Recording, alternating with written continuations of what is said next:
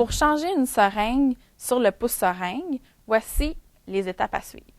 Donc, une fois que j'ai une prochaine dose de médicament à administrer, souvent, je vais arriver dans la chambre et il va y avoir une seringue déjà en place sur le pouce-seringue, comme ceci, et le pouce-seringue va être en mode pause, par exemple.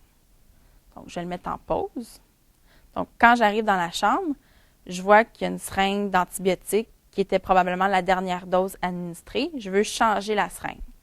Donc, pour changer la seringue, tout ce que je fais, c'est tirer sur le verrou de seringue. Donc, je me prends un appui et je vais tirer vers moi. Et le pouce-seringue me demande, voulez-vous effectuer le changement? Je vais dire oui. Donc, j'ai le choix seulement de tirer vers moi ou de le tourner au complet vers la droite. Donc, c'est la même question. Je vais dire oui. Et là, le bras mécanique se désengage et ma seringue est libérée. Donc, tout ce que j'ai à faire, c'est clamper la tubulure au patient. Donc, j'ai une petite clampe sur la tubulure. Donc, je vais clamper. Évidemment, je me lave les mains avant. Et je vais changer la seringue en gardant une asepsie au chevet, mais sans le faire de façon stérile. Donc, je vais mettre la seringue du médicament suivant, par exemple, et je vais pouvoir réinstaller la seringue sur le pouce-seringue. Donc, si j'ai un autre antibiotique à administrer, par exemple, dans une seringue de 60 ml, pour installer la seringue, je garde toujours mes ailettes en position verticale et je vais aller m'accoter au fond. Même principe, je m'appuie sur la seringue et je vais refermer le verrou de seringue.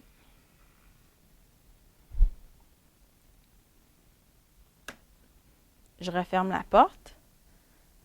La sélection de seringue se fait automatiquement. C'est bien une BD 50-60 ml. Donc, je confirme.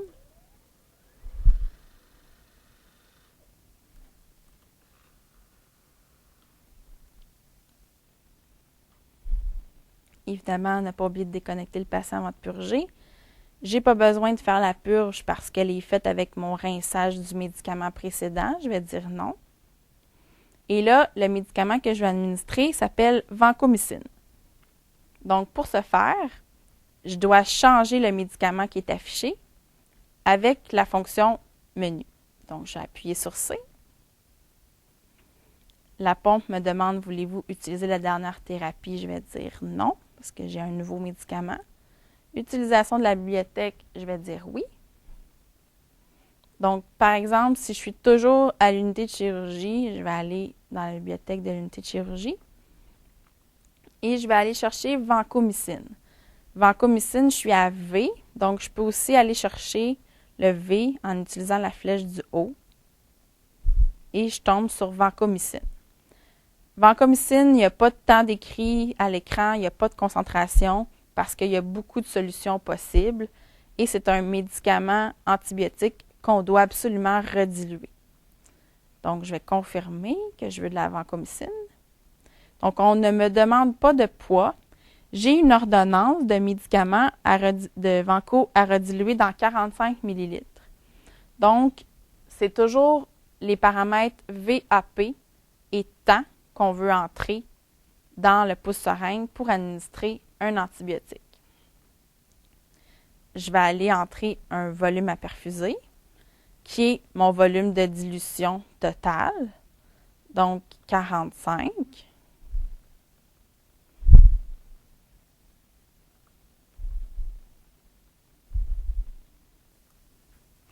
Je confirme avec OK. Et le temps d'administration habituel pour la vancomycine, c'est 1 heure ou 60 minutes. Donc, je vais aller mettre 1 heure. Mon icône Start apparaît dans le coin supérieur droit, ce qui veut dire que je peux démarrer ma perfusion. Donc, il y a une icône qui apparaît ici. C'est un triangle avec un point d'exclamation à l'intérieur. Cette icône-là signifie qu'il n'y a pas de limite possible selon le poids du patient pour cet antibiotique-là. Ça veut dire que la vancomycine a tellement d'usages multiples que c'était impossible de programmer des limites dans la pompe. Donc, l'utilisateur est avisé par ce symbole-là qu'il n'y a pas de limite et qu'il doit s'assurer que la prescription est adéquate selon le poids du patient parce qu'il n'y a pas de filtre de sécurité. Une fois que mon antibiotique est terminé, je vais avoir une préalarme environ 3 minutes avant la fin de la perfusion. Et une fois que la seringue est vide, je procède au rinçage avec une seringue physiologique pré-remplie que je peux laisser sur le pouce-seringue par la suite.